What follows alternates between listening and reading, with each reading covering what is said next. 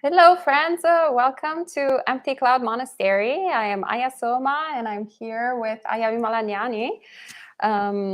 Venerable is spending the Vasa here at Empty Cloud Monastery. So tonight, I know you were all waiting to see Ajahn Dhamma, but there has been a last-minute issue. So the talk on dependent origination will have to wait until next week. And this evening, we'll just have more of an improv Dhamma discussion between the two bhikkhunis here. But we'll start with a bit of meditation. So Venerable Vimalanyani has agreed to guide us in meditation. And yeah, we can start and then have a bit of discussion later. Thank you, Venerable. Yes, so hello everyone. Nice to see that a few people are joining in, even though we are on a new stream. And I hope more people will join in as they see that the live stream is here. We will begin with the Namo Tassa as usual. Feel free to join in if you like. Namo Tassa Bhagavato Arahato Samma Sambuddhassa. Namo Tassa Bhagavato Arahato Samma Sambuddhassa. Namo Tassa Bhagavato Arahato Samma Sambuddhassa.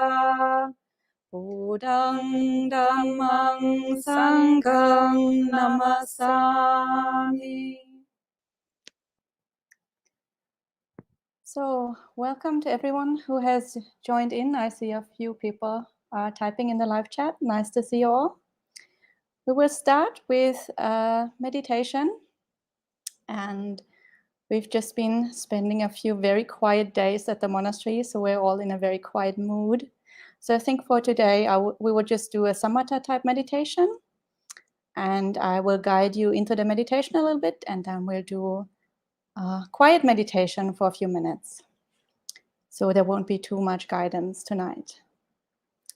So sit in a comfortable position. Make sure you find a position that you don't have to change for the next 20 to 30 minutes, where you're comfortable, relaxed, but still alert.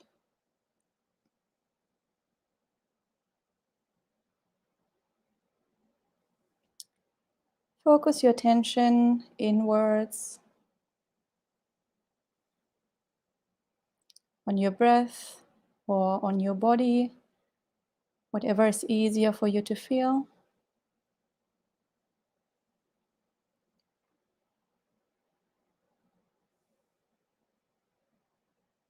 Just take a few moments to arrive in this present moment.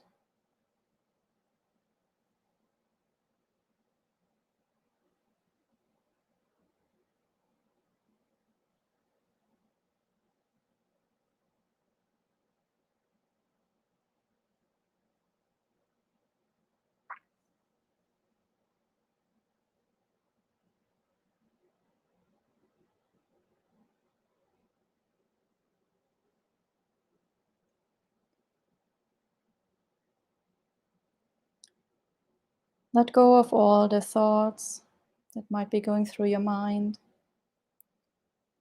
Let go of all that has happened today. Let go of all the plans for the future.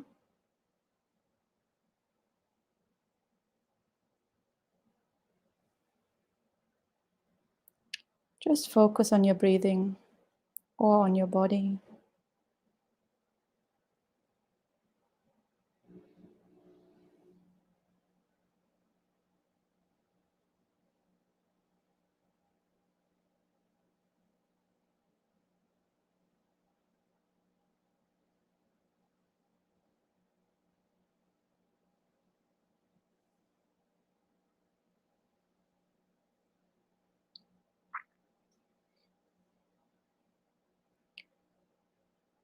Relax your body and your mind. Make sure there's no tension in your face, your forehead, your jaws, your shoulders,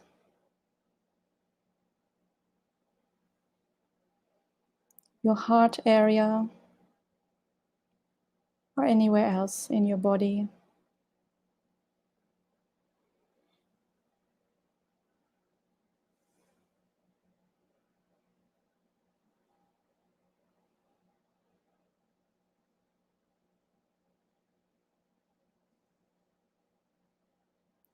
Just let go of everything that's painful in your body, any tension, and let go of anything that might be painful in your mind.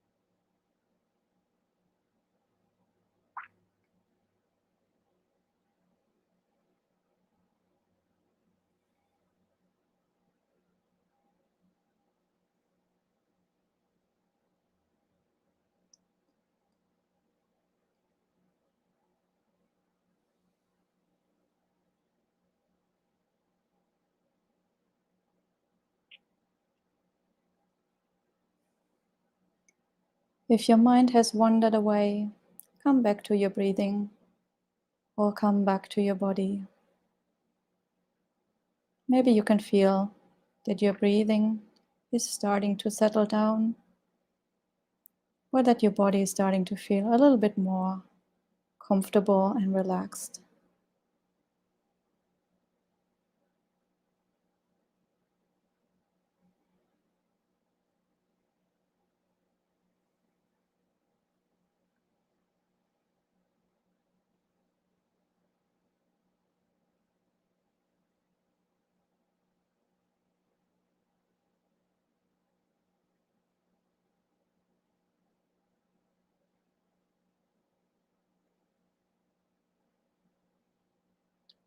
Let your mind sink deeper and deeper into the stillness, into the peace.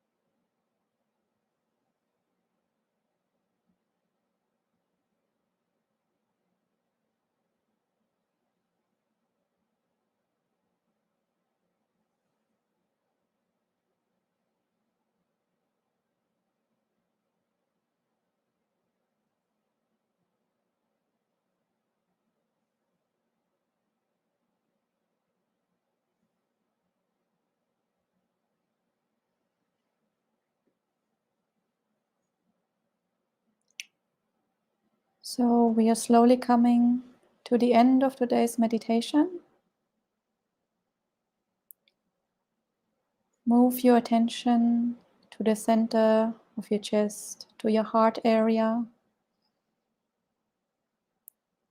We've just done meditation, and that is a very meritorious activity. So we are going to share the merits of our practice with all beings, and we mentally invite them to rejoice in this practice and in the Buddha's teaching.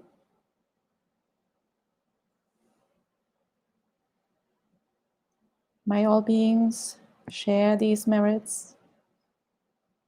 May all beings generate joy, happiness, peace in their own hearts.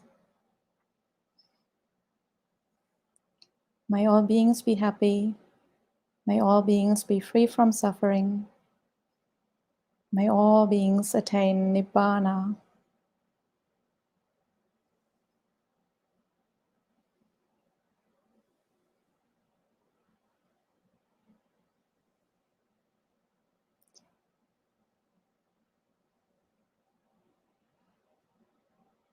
And then, when you've shared the merits, and when you're ready, you can slowly open your eyes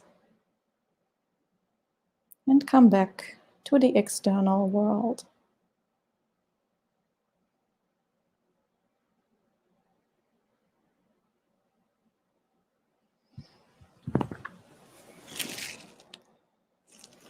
Sadhu, sadhu, sadhu. Thank you, Venerable, for leading us in meditation practice. And good to see you, a lot of friends, and some are a little concerned for you. Shadow label, what happened to your wrists? I have tendonitis, very persistent tendonitis. So I'm on medication, but it seems that it takes a long time to heal. Yes, we're working on Venerable's health, so hopefully it will improve soon. And good to see you, Ginny, Visaka, Patricia, Melissa, Nishanta, Kumu, and Sam. Nishanta and Kumu, aren't you the same person? Or you're playing, using your magic tricks and multiplying. All right, so tonight's session is a little bit improvised because, as mentioned, it was supposed to be Ajahn Punalamo giving a talk. So we thought last minute, literally like 1 minute before starting, to discuss about this sutta, Anguttara Nikaya 3.132. I'll put the link in the live chat. Welcome also to Scott Bartel, who says, hello, metta to you both, metta to you as well. So what we can do is read the sutta, and then it's pretty short, and then we can have a bit of a discussion. And you're welcome at any time to put your comments in the live chat and have a discussion with us as well. Kyle, you're also welcome to do as much. So maybe I can invite Venerable to read if you like. Sure. So the sutta goes as follows. Mendicants, these 3 people are found in the world. What 3? A person like a line drawn in stone, a person like a line drawn in sand, and a person like a line drawn in water. And who is the person like a line drawn in stone? It's a person who is often angry, and their anger lingers for a long time.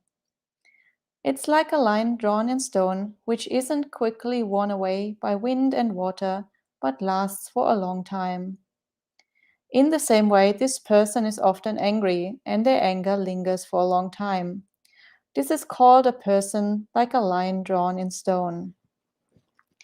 And who is the person like a line drawn in sand? It's a person who is often angry, but their anger doesn't linger long. It's like a line drawn in sand, which is quickly worn away by wind and water and doesn't last long. In the same way, this person is often angry, but their anger doesn't linger long. This is called a person like a line drawn in sand. And who is the person like a line drawn in water? It's a person who, though spoken to by someone in a rough, harsh, and disagreeable manner, still stays in touch, interacts with, and greets them. It's like a line drawn in water, which vanishes right away and doesn't last long. In the same way, this person, though spoken to by someone in a rough, harsh, and disagreeable manner, still stays in touch, interacts with, and greets them. This is called a person like a line drawn in water. These are the three people found in the world. Sadhu, sadhu, sadhu. Well, the first question is, which person are we? So it's very interesting. Very beautiful sutta, actually, and very good. The Buddha has such a master of metaphors and using really the right words to describe the states of mind. I feel we can see in ourselves who perhaps we've been all three actually in the past. Perhaps we're mostly one of the three these days. Hopefully more towards the last one than the first one. More like water rather than stone. But realistically, probably a little bit like sand. But yeah, it's interesting how he describes it really so purely, and also how we've probably met people who were both etched in stone, drawn in sand, and drawn in water, and how we are relating to them. Yeah, I feel like it also depends on the defilements. Like there can be a certain defilement that is for us as though it was etched in stone. And another defilement might be like something that's drawn in water or something that is actually drawn in sand. So I think it depends from person to person, but it also depends from defilement to defilement. And sometimes it also just depends on our like daily mood. Like some day one thing happens and we really get upset, and another day the same thing happens, but because we're in a better mood, we just quickly let it go. So yeah, I feel it can really vary from day to day depending on whether we are in a good mental space or Ayya is smiling. Yeah, no, there's absolutely a lot of truth to that, but also there are some flashbacks. I remember in the past interacting with different people and perhaps having strong interaction of like going, well, this is not agreeable, this is pretty bad, and then, well, actually my mind tends to forget unless it's something really intense and that is difficult to forget. But then I remember having over the course of my life interactions with people who would remember, and I had completely forgotten what even was the subject of the quarrel, but they had a strong memory of it, like it had happened like a minute ago rather than a year ago or 5 years ago or whatever it is. So it's very interesting to see that what is the consequence. I guess we're talking a lot about dependent origination this past month, and so everything is dependently arisen. So what are the conditions? I think is very interesting to really search of what are the conditions that create as a result a mind that is drawn in stone, or how is it that what are the conditions that create instead of a result that is more sandy-like, or once again, ideally with water. And it's interesting reflection to see. So I feel like, once again, due to our ignorance of dependent origination, and not in terms of the scholastic way of remembering every single link, but rather the ignorance of experientially understanding causality, then we it's always this experience of hit or miss. So sometimes we put the right conditions in place and we have, oh, well, very pleasant mind to be with that forgets things. And then some other times, then we miss, don't hit. And then we have these really awful conditions that are the cause of suffering for ourselves first and foremost, and for others. Also experientially, then having to deal with my own mind of obsessing about stuff.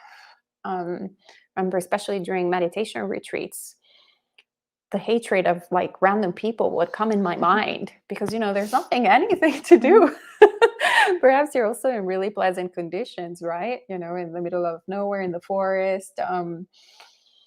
Sometimes there's actually, the food can be great. I remember when I went to Bhavana Society, every day we had this lovely Sri Lankan food. So everything was good. There was nothing to hate.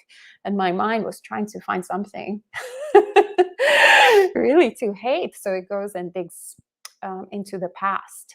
And then you start, that person was really, and before I left, they said X, Y, and Z things. And you start, just perpetuating old habit patterns. Like if you have the habit to hate stuff and there's nothing to hate, then you have to dig up stuff from the past just so you can continue your habit. So that's one thing. And one thing I was also thinking about is that it really depends on how strongly, whatever the external trigger is in that moment, how strongly our ego feels threatened by what's happening. Like if that's something that we don't strongly identify with, maybe somebody is insulting us, but we don't really care about that person, or no other important person is listening to what's happening, or they're criticizing a character trait that we don't really feel is very strong, like that we don't identify with strongly, we can let it go very easily. But if it's something that's very important to us, or that we think is really like a core trait of ourselves, then it's like a line drawn in stone, and you have this massive reaction trying to protect that ego that's coming up there. So obviously that's all delusion, and obviously that's all ultimately not like a permanent self. But the illusion of the self is really there because it has all these self-defense mechanisms, and because it has all these emotions available. So it stirs up the mind, so the mind can't actually see that there's all the delusion there. So it's actually a self-defense mechanism of the ego to be able to stir up all these emotions and to be able to etch these lines into stone, so that we are not actually getting a clear mind and able to see what's going on deep inside. So I feel this is a very powerful mechanism of the mind to actually keep us in samsara and to keep us being deluded. Comes to mind is from what you're saying is, as it says, line drawn in sand, and then as the wind removes the sand, then you actually find the stone, what is etched in stone. So it's sort of layers and layers of mind. But also very interesting how it seems to be a decrease in this sutta. So there is the often angry, hence the metaphor of the line drawn in stone, that and their anger lingers for a long time. So often angry, and the anger is there for a long time, and it's in stone. Then often angry, but the anger doesn't linger long, and hence it's like the sand. And then actually in the third part, there is no anger anymore, but rather there is patience. So fundamentally the endurance. So it reminds me of the teachings of the Buddha in the Sabbasava Sutta of the taints to be overcome through endurance. So whether it's obviously cold or heat, but then also ill-spoken words, harsh words, disagreeable words, as it states here. And it's so there seems to be the endurance because you're not actually going to it by aversion. So out of like, I don't like this, I don't want this, has to stop, which actually, as we see from the two examples before, instead it stays, even it has to stop, but actually we create the conditions for it to stay longer and longer. But here instead, through endurance, so the third one seems more like a solution rather than, kind of a scenario in a way. By endurance, then actually you can still stay in touch and interact with and greet them. And because it vanishes away, we don't hold on to it. Actually, as Venerable was mentioning, the ego, I guess, it's not wrapped up with it. We don't think, okay, this person is, saying all these crazy things to me, or that, there is something about me that is wrong, or something about me that needs to be corrected, or whatever it is, or this person has it, has everything against me, but rather we understand how it's impersonal. How this, if someone is saying harsh words at us, well, actually, most likely we have nothing to do with it, Especially being a female monastic, there can be a lot of these situations where people can, sometimes, well, most of the time they actually say nice things, but sometimes, which is like kind of how tricky the mind is. You always remember the 3 bad things that were said in a year and not the million other good things. The 2 bad bricks in the wall. Yes. Yeah. Those really make an impression. They're etched in stone. All the good things, like water. But yeah, like it can, when they are, those things can, those unhappy circumstances, we can get them so personal and we can start thinking there's something wrong with me. But when we actually see how instead they are dependently arisen, then it stings less and less until it doesn't stink anymore, because we understand that it's just product of different, obviously, perhaps defilements of the person and cultural conditioning, and lots of different elements that have nothing to do whatsoever with us. They have nothing to do with, what we did, what we are. Like, they're impersonal, but we tend to make the impersonal personal, start grasping onto it, and create so much suffering for ourselves, when it's just words. Like, it's incredible the power that words can have in the mind. Yes. Yeah, this last person, the third person, also reminds me very much, similar to what you just said, of the one sutta where the angry Brahmin comes to the Buddha, and the Buddha says, "I don't accept your gift." So yeah, that's for people at home who maybe don't know. There's an angry Brahmin, and he's very angry because many other Brahmins of his family have converted to Buddhism and became monks and nuns. And so he's very upset because they're no longer following the Brahmin rituals, and he comes to the Buddha and he wants to attack the Buddha. I don't remember if he actually wants to kill him or just be very angry. And so the Buddha remains completely calm, obviously, as the Brahmin comes and abuses him. And since the Buddha doesn't react and doesn't, participate in the conflict, eventually the Brahmin calms down enough so that the Buddha actually gets a word in. And so the Buddha kind of distracts him with a question. And the Buddha says, "Well, Brahmin, do people sometimes visit your house?" And the Brahmin says, "Yeah, of course, I'm an important person. People come and visit." And so the Buddha asks him if then he offers them some food or drink or some other kind of gift. And the Brahmin says, "Yeah, of course, that's hospitality. Of course, I do that."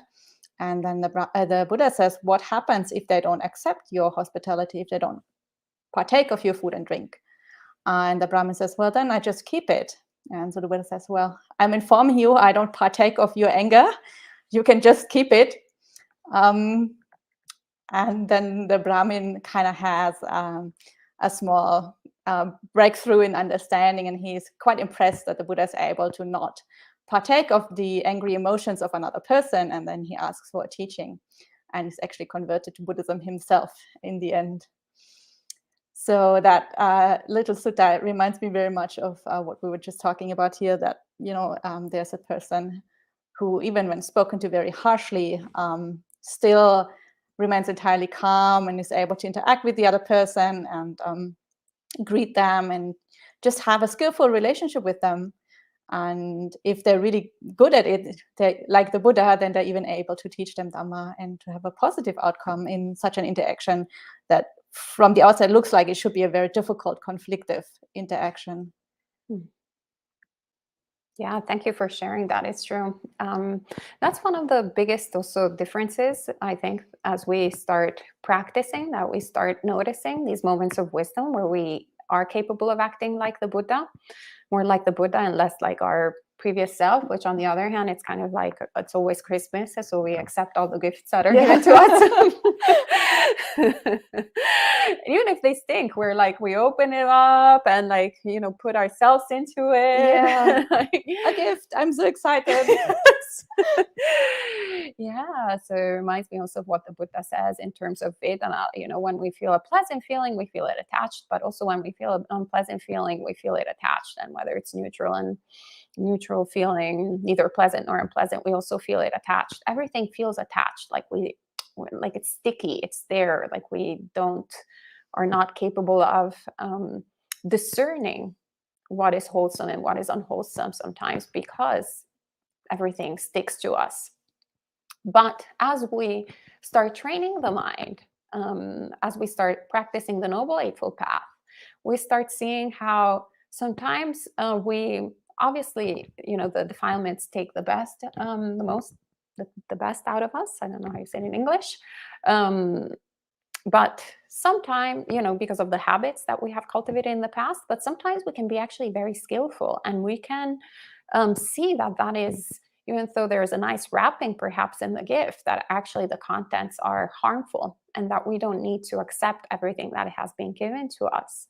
And what really comes to mind is actually coming back also to being, you know, a female monastic. I remember there was a time when I went with actually Ayya Soma in Union Square to an alms round, and at a certain point, this man approached us and he asked us questions to verify that we were Buddhist monastics, and he was really, really upset at a certain point to see that there were female monks. Usually, once again, we have a better reaction, but that one was the other side of the coin, and he started abusing us verbally, luckily not physically, and started yelling fake monks in the middle of Union Square. And you know, usually I would have, like my former self would have, or sometimes also my current self, current defiled self, could feel either sorry for myself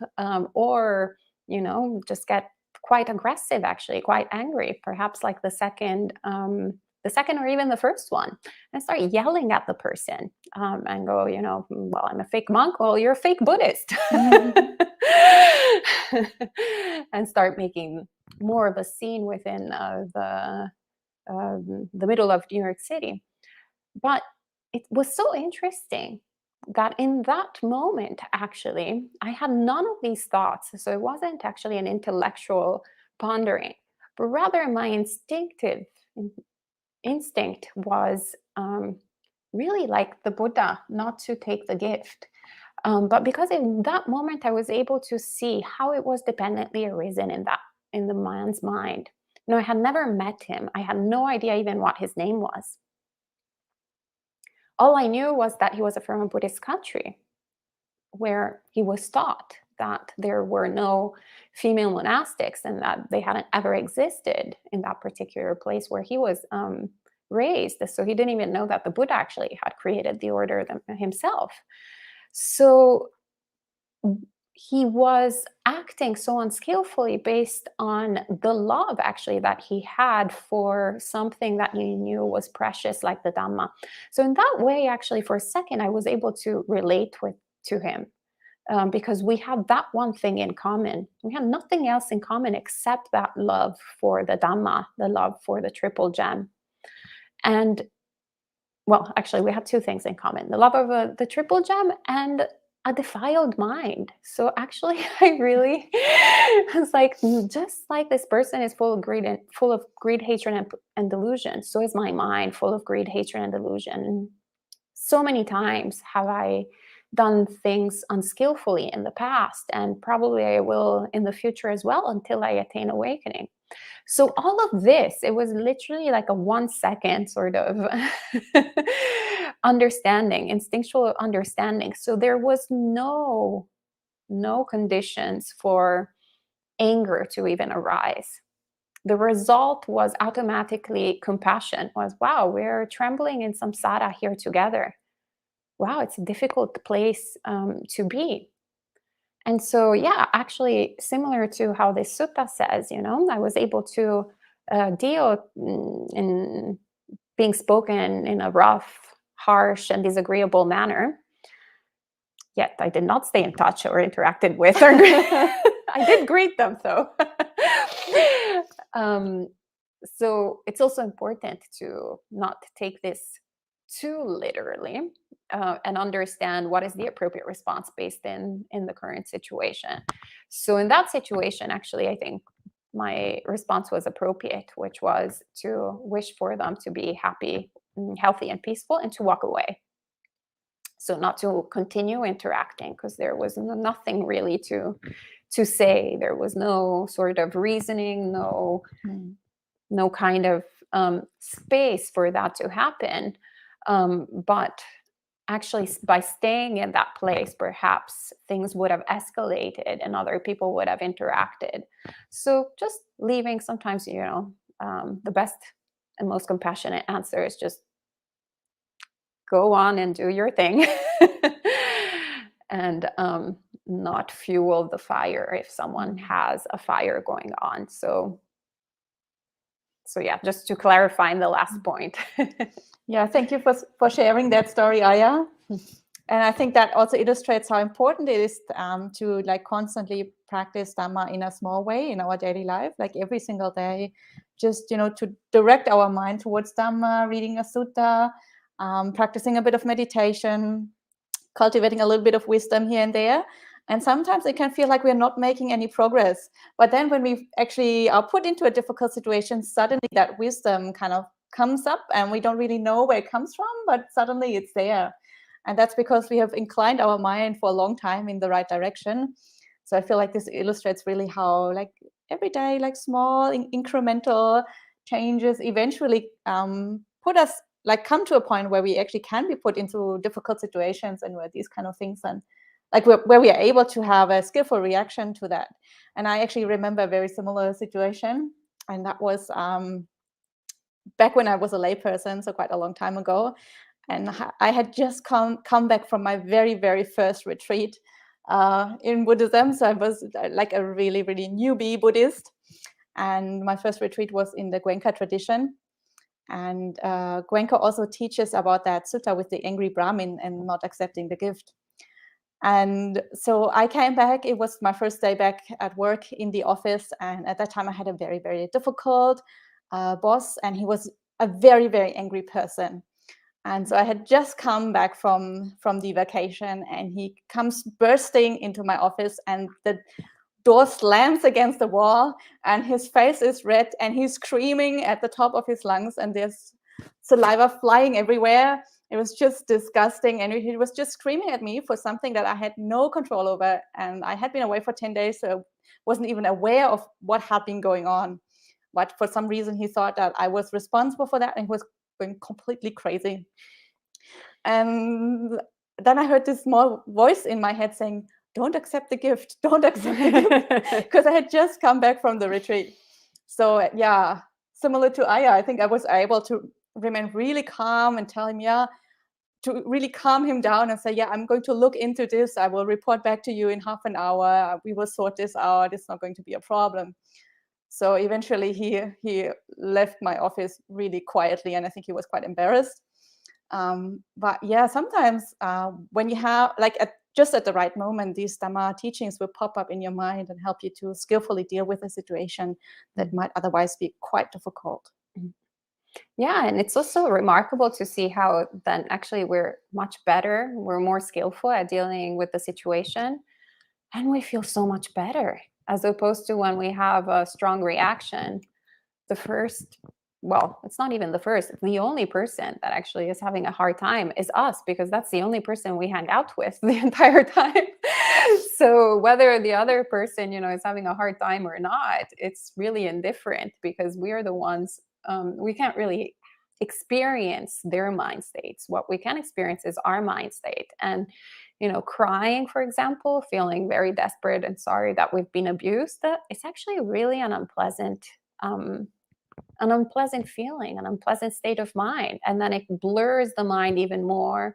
And perhaps then we are incapable of doing anything that is beneficial for hours, if not for days, because it's actually physically debilitating if we cry a lot.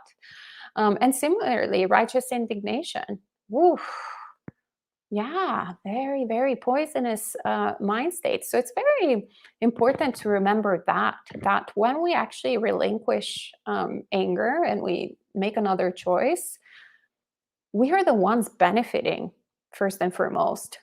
Like, it's not, we tend to think, oh, I am not indulging in anger to be a good Buddhist and do something good for everybody else, which is true, So it's nice not to be around angry, crazy people. So that is definitely a good thing to do. But first and foremost, though, we're doing it for ourselves, actually.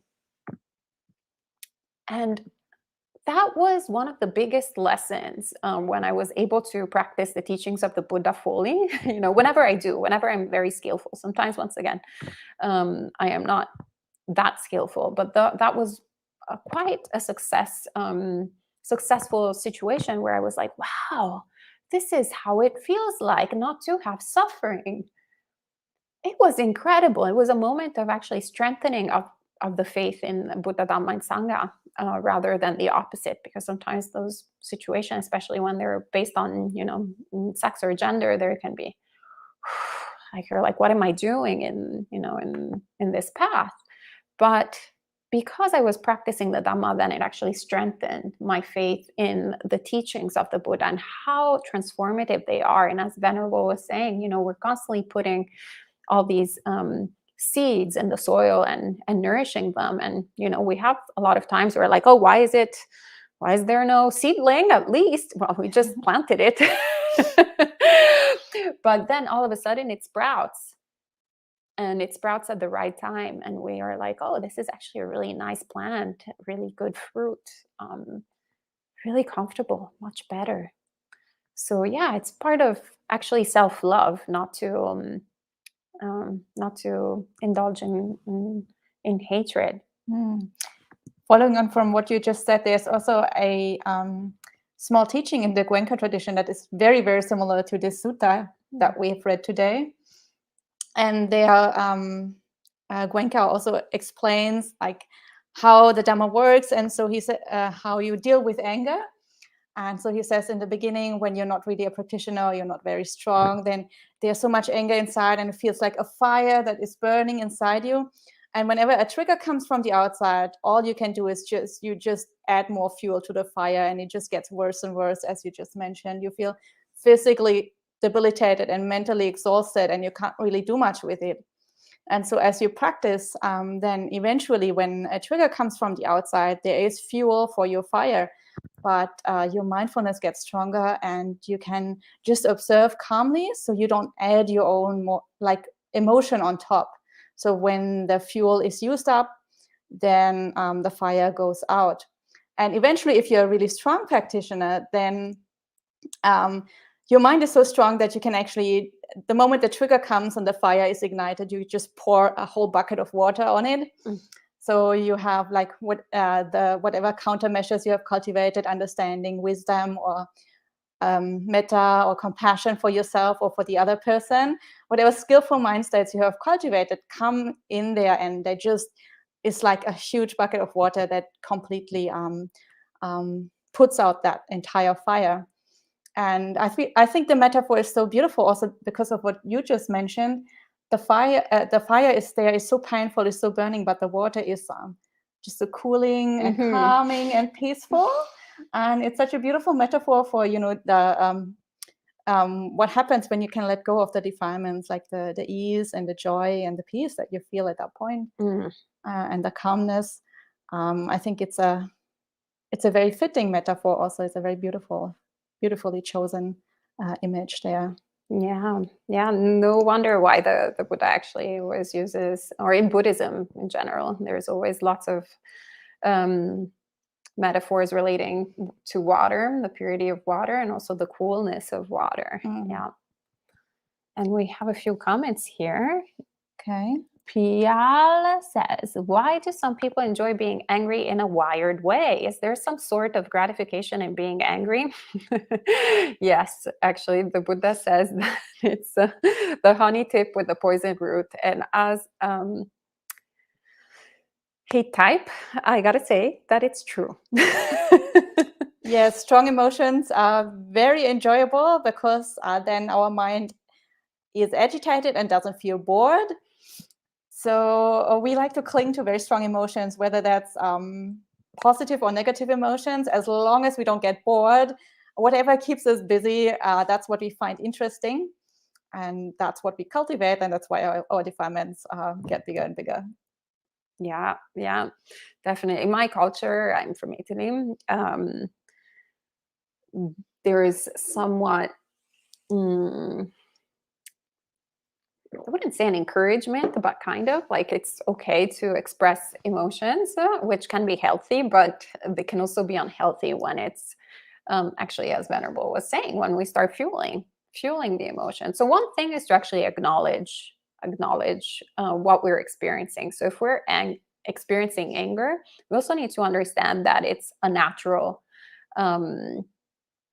emotion. Now, natural does not mean wholesome. This is where we get very confused a lot of times in Buddhism. We're like, oh, well, it's natural. That's so great. Well, everything is natural, poison is, everything is Suffering is natural. Suffering is natural, exactly. Genocide, rape, all of that is natural. So we are trying to do, actually, the Buddhist path is an unnatural path. It used to trigger me a lot at the very beginning of my path when I was starting to think in these ways, because we also tend to mythologize nature, especially if we live in urban centers. We think of nature being this idyllic place with bunnies and, hopping and, butterflies, yes. rainbows, unicorns. Yes, exactly. But then actually you go to the forest and full of ticks and mosquitoes and snakes. Yeah, and predators and prey, and it's actually a really harsh environment. It's actually remarkable that as humans we have such a privileged state of existence that apparently we taste bad, so nobody wants to eat us. But if you're a chicken, you definitely have a different experience of the world. We used to have some rescue chickens here, and every single being except for the herbivores like chicken.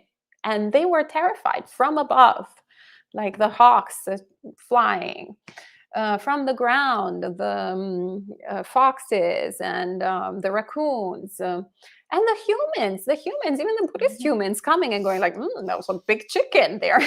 It's like, wow, what a really scared, they were always, like, what's going to happen to me? And actually, when things happened to some of their friends, they were going exactly through all the different emotions that we as humans go to as well whenever we're experiencing assault, whenever we're experiencing any type of trauma, of violence. But so it's important to understand that it is natural, anger, but that it's something that we're trying to uproot, but that at the same time, we've created so many conditions for it to arise in the past. So it would be surreal to imagine that just because we want to, then it will disappear. Actually, that's another product of ignorance, of thinking that we own our anger, so we can decide whether for it to appear or disappear. But what we can do is actually create new conditions for it to not appear to begin with in the future. But right now, if we're experiencing anger, we've already done the work, the job in the past. So what we can do is not, as Venerable Vimalayani was saying, throw, all our sticks and matches into the fire, but rather acknowledge it, understand it, and see it. So when we, as I was kind of, I wouldn't say raised. It's not my mom taught me how to overreact about things, but she didn't. It wasn't stigmatized as it can be, for example, in Anglo-Saxon cultures. Then yeah, it can actually become also a vehicle for a release, a very unhealthy vehicle for release. But sometimes the emotions pile up and they become so heavy and we attach to them, as we were saying. But then they become also they're delicious, but also they're burning us. So we want to get them out. And I think that's where the wired way, as you define it, or the gratification, like we throw it at someone else. It's completely unskillful. And actually, we're not really throwing it at anyone except for it's like a boomerang. We think we're throwing it, but then it hits us back. But in that process, our inherent delusion convinces us that actually we are having a gratification by externalizing, and that we're also justified to do that. So we're right to be crazy, so to speak. Let's move on to the next comment. I think there are quite a few. Yeah, you guys are firing up. Pun intended. Gita says, Ayya, when someone is yelling at you, can we also use compassion towards that person as they don't see clearly due to their ignorance, not react personally to this type of situation? Well, I think I spoke about that earlier. So if you want to maybe address it. Yeah, I think Gita also posted this when I was talking about my boss coming in and being quite out of his mind. Yeah, sure, compassion for the other person, but when we react in this way, we are also protecting ourselves. So we're having compassion for the others, but we're also having compassion for us. We're basically having compassion for everybody who's there. So I think what I was describing is not to react personally to this type of situation, but just to take a step back. No, I don't have to engage with this kind of emotional overload that he's presenting to me. I can just try to calm him down. That will be beneficial for him because he's caught up in this internal fire of being completely out of his mind. And I also don't have to create that fire in myself, in my own mind. So I feel like this is compassion for both of us. At the same time, it's not just a sentimental feeling of compassion. It's also an approach that is based in wisdom. So Buddhism is a religion, obviously, or a teaching of wisdom and compassion. So so wisely choosing a course of action. So if we actually have the presence of mind to take a step back from the situation, to not get emotionally caught up, then we can make a conscious choice how we want to react. So then we can actually implement the wisdom that we might have generated, hopefully, on our Buddhist path, and choose a course of action instead of getting so caught up by our defilements that we can't choose and we just get carried away by the anger that might arise in us or that might be triggered by the other person. So compassion, yeah, and compassion can also be strongly guided by wisdom, I think. Yeah, absolutely. Actually, the whole Mahayana path is grounded in compassion as a vehicle to develop wisdom. So absolutely. And Matt says, anger is also a form of fear, knowing that can also allow compassion and empathy versus meeting with one's own anger. Yeah, well, also fear is a form of aversion. So very much related to anger. It's a form of dosa, avoidance. Yeah, and again, I think this is something when our ego feels threatened, it reacts with a strong fear. And because fear is not a pleasant emotion, we often cover it up with anger, because anger gives us a lot of energy and we can project it onto other people and we pretend that the other person is the problem. So we create a big emotional mess, and that way we can cover up that we're actually fearful and that we're super scared. And Kumu says that is so true. Using snippets from the suttas in these situations helps a lot. Like the similes of the saw is also great in that aspect. Yeah, yes. Absolutely. And then once again, meditation. In meditation, when nothing really major happens, that's when we start becoming acquainted with the mind, with the workings of the mind. So that then we don't become we're not surprised also by our reactions in situations, right? Because usually we are surprised because we don't really know our mind. Even though we're constantly spending time with ourselves, we're always distracted with who knows what, scrolling, liking things on Facebook, scrolling on Instagram, whatever it is, always projecting outside, but we're not really paying attention to what is our internal experience. And when we are doing meditation practice or come to a monastery and have very little sensual pleasure going on, and then automatically you start becoming more in tune with your inner emotions, with your mind, with understanding how it works. So then as you study the Dhamma, then the Dhamma doesn't become an intellectual exercise anymore, but becomes something that is speaking to your experience. So that then when more things are happening, when you're more engaged in the world and there's someone shouting and there's this and there's a traffic light in the car and like the person shopping next to you, like a lot of different things happening at the same time, at least you are in touch with what's going on in your mind, and you can have an appropriate response, hopefully, or at least know that you're having an inappropriate response. That's also like better than being completely clueless and going like, whoa, what just happened? Which is normally Yeah, what at goes least you're on. having some wisdom and you know that there's something you can work on. Yeah. And Pia says, are habits of mind synonyms the same as with asava, taints? In some way, I guess I kind of was using it a bit more loosely, so it could cover asavas. It could also cover like defilements, so kilesas.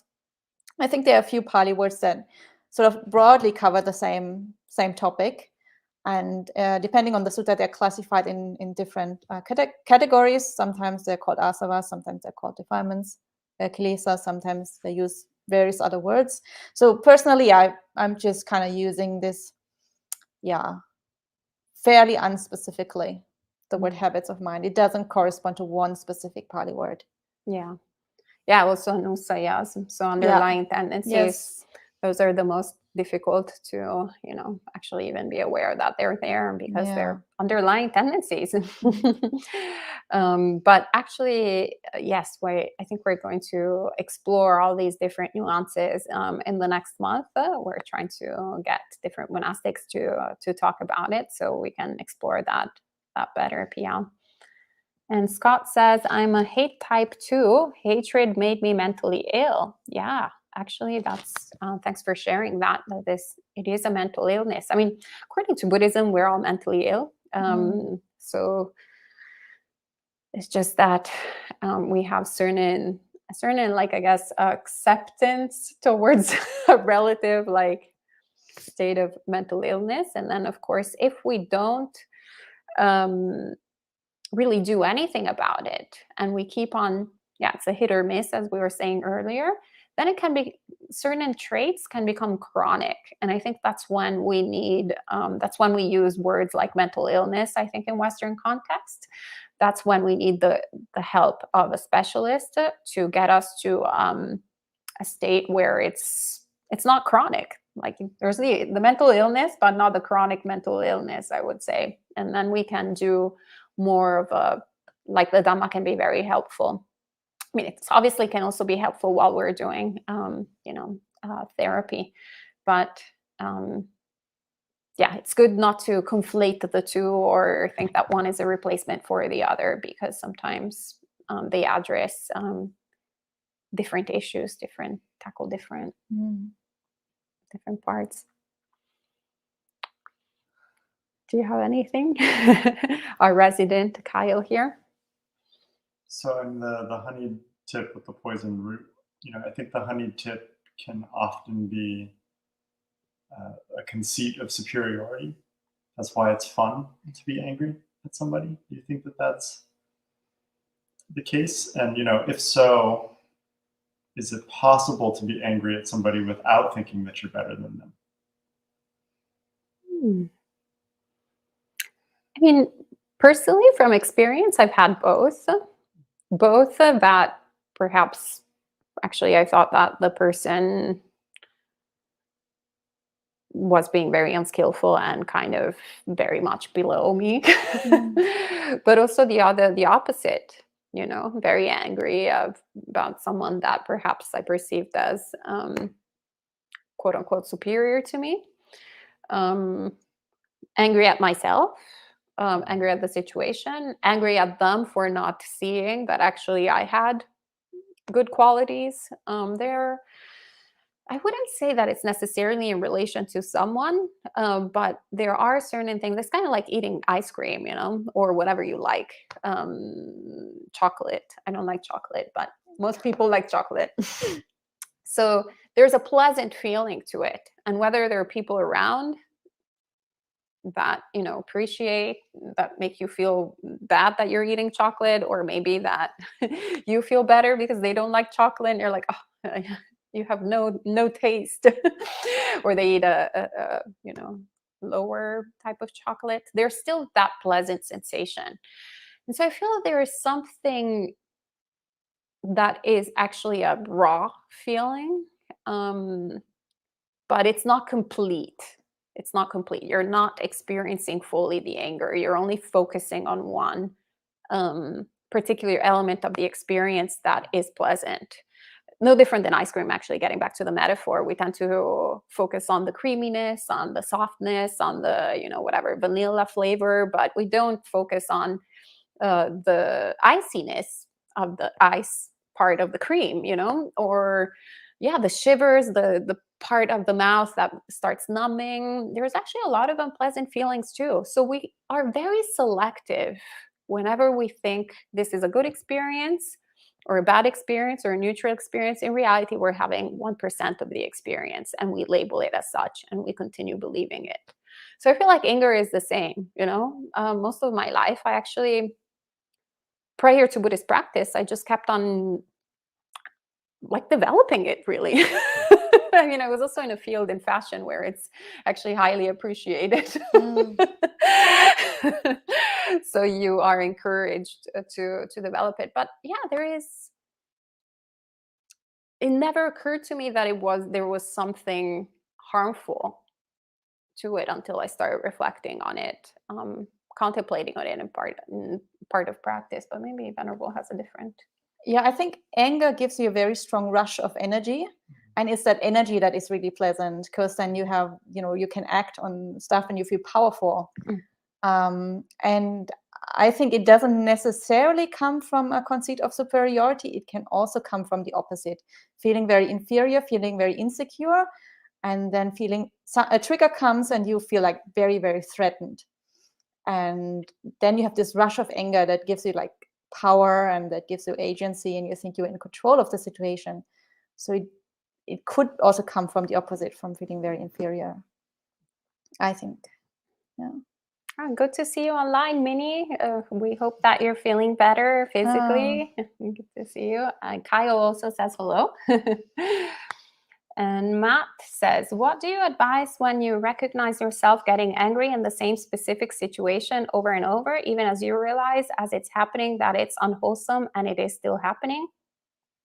Take yourself out of the situation. When you see the situation is unfolding, either mentally take a step back, and if that is not enough, then take yourself out. Just leave the room for a while. Calm down somewhere, and when you feel you're strong enough, then come back. So if you see it's happening over and over and your mind isn't strong enough to deal with it, then, don't be in that situation for a while until you have developed enough that you can handle the situation. So there are suttas, for example, the Sabbasava Sutta, Majjhima Nikaya number 2, that Venerable mentioned earlier, where the Buddha says there are 7 categories of taints, and we deal with them in different ways. And one way to deal with them is by avoiding them. So if it's too much for you at that particular point, then just avoid the situation. We don't have to put ourselves through everything that happens. Sometimes the skillful, the wise thing to do is to just not be there until you're strong enough. Yeah, absolutely. I completely agree. Another thing that is very helpful, if it's not an actual situation that is currently happening, but maybe it's just you and yourself and the story in your mind, and perhaps someone has done spreading bad rumors about you, etc., etc. There's actually this really beautiful sutta in Anguttara Nikaya. I can't remember where, but somewhere in the Anguttara Nikaya, which is actually hilarious because the the Buddha goes exactly through all the different scenarios that we go with our minds, like, oh, that person is going to spread bad rumors about me. Well, what can I do about it? Yeah. Or that person, is going to like get all my friends to hate me. Well, what can I do about it?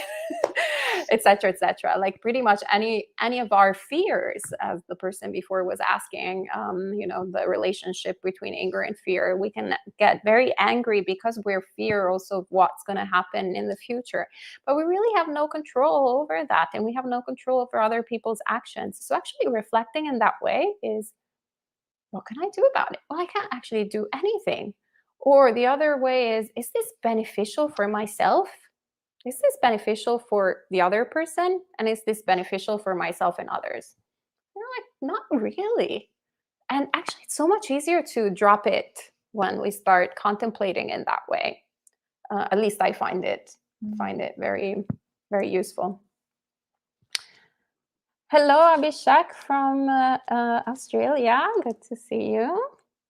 And Eva says, Namo Buddhaya, Bhikkhunis. In this modern world, many people are easily offended and easily withdraw from people, and sometimes judge people harshly based on their own perspective. So how to handle different opinions and judgments with awareness and upekkha?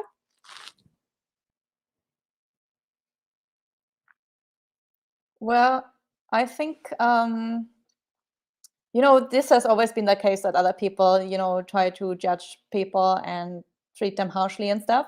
Even the Buddha was criticized by people. Even the Arahants of old were criticized by other people. So, and I remember a sutta from the Majjhima Nikaya where there is a king called King Pasenadi, and he comes to the Venerable Ananda and he asks Ananda if people criticize the Buddha at any point and if that is something of concern.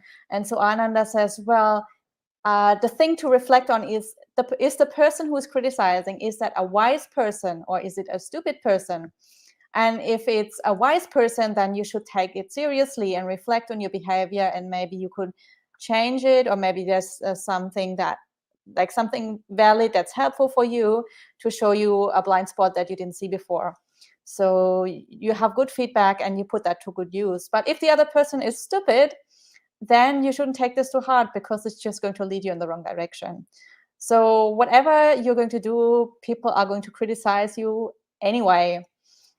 If you talk a lot, people are criticizing you. If you don't talk, people are criticizing you. If you talk moderately much, people still criticize you. So whatever you do, people will always find fault with something, because you just can't please everybody, because people are different. So, reflect, is the other person a skillful person? Is it a silly person? And is what they're saying helpful, or is it not helpful? And if it's helpful, then take it. And if it's not helpful, then just let it go.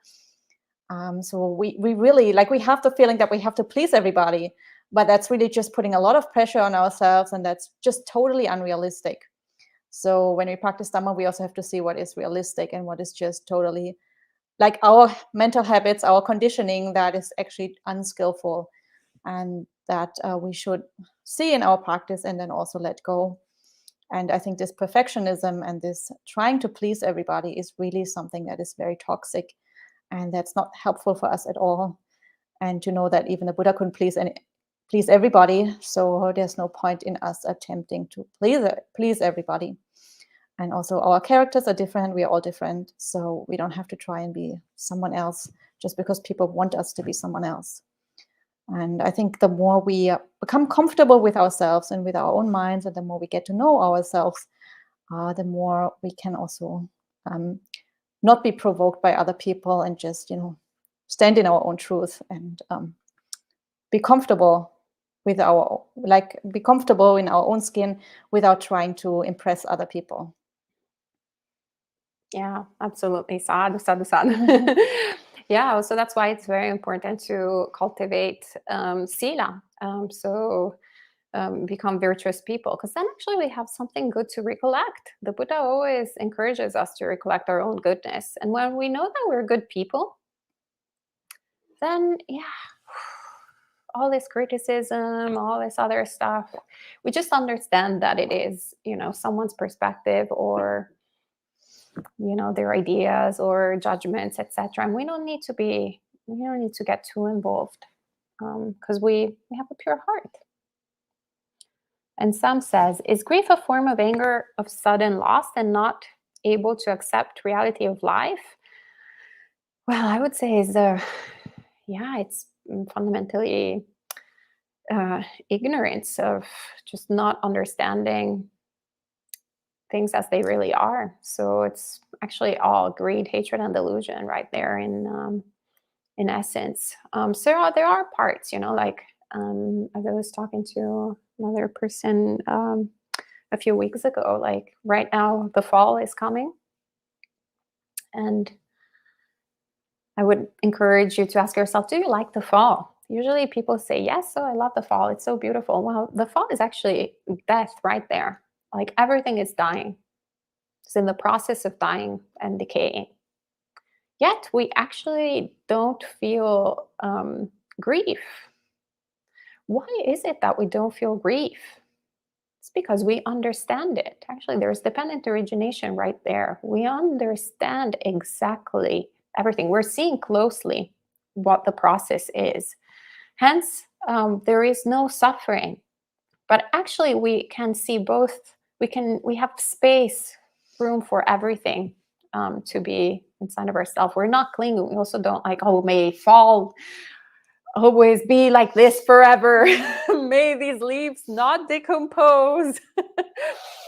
Or may these leaves get back to life and get back on the things. Like we are fully there in the experience, understanding and taking it in. But also because, trees are not very close to us, So it's fundamentally the closer things are to us. And actually that is also true to sentient beings, to humans, to cats. We can experience the same with cats. If we see cats dying and coming to birth, getting sick, we understand. But then if we start becoming friends with a cat and the cat hangs out, then we're like, oh, may the cat always be like that forever? Oh, wait, now it's sick. He's sick. He shouldn't be sick. Maybe he's going to die. I wish he didn't die. And it's the same with our family. I haven't met Venerable's parents. So if they were to die tomorrow, I hope not. But I would have a different relationship to the news than if they told me that my parents had died, right? Yet we're still humans, we're still bhikkhunis, and they're still parents. Like, it's just really interesting how the more we're involved, we're there. And Mini says, I always speak relevant and valuable words based in Buddha's teachings. Okay, you speak less though. I would like to listen more from you. See, this is exactly what I said. Some people say you speak too much. Other people say you speak too little. Well, Mini, you can find all of her talks on our YouTube channel and more. Actually, she gave 4 talks last week, so you can listen to all of them and more. Actually, there was a whole series that is still actually being broadcasted and on the bhikkhunis from the past. So, and keep tuned because Venerable is sharing more and more teachings here at Empty Cloud. All right. So I'm glad you're enjoying it, Mini. And there are plenty of teachings on that channel. But I think my personality is as it is, and it's probably not going to change into a very talkative person anytime soon. So thank you for your feedback. I really appreciate it. And Ayya Soma was also here, and I think she also taught a lot of really amazing things. I really enjoyed having this conversation tonight. Same, so Venerable. Thank you very much for joining me, or for the 2 of us joining together tonight. Did you want to make any announcements? Just that tomorrow morning we will have Sumita again, morning and evening. He will be finishing his series of talks on dependent origination, and then Friday as usual, 8 a.m. and 7:30 p.m. New York City time. We'll have Sutta study and then monk chat in the evening. Sutta study in the morning, and then monk chat in the evening. And if you're around in New Jersey, on Saturday at 6 p.m. there will be meditation on the lawn as well as a talk, and on Sunday there will be in the afternoon an afternoon of mindfulness, so a bunch of meditation and practice to be done. All right, so we can end with 3 sadhus. Sadhu, sadhu, sadhu. Have a good evening.